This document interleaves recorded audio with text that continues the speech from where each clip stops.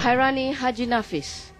Hairani, 38 tahun, telah berkahwin, adalah bekas pensyarah universiti dan pernah menjadi penulis pidato Datuk Seri Anwar dengan mendapat bayaran RM14,000 sebulan. Hairani pernah mengadakan hubungan homoseksual dengan Datuk Seri Anwar di kediaman bekas Timbalan Perdana Menteri tersebut. When you start having this one with you? 95. 95. Sebelum tu tak ada. So it's like sodomize lah. In his office, in his house. Office mana? Bukan office. Ini dekat rumah dia tu ada ni library. Sebelah tu ada macam office dia. Oh, I see. Ismail Mat Rabi alias Ismail Harun.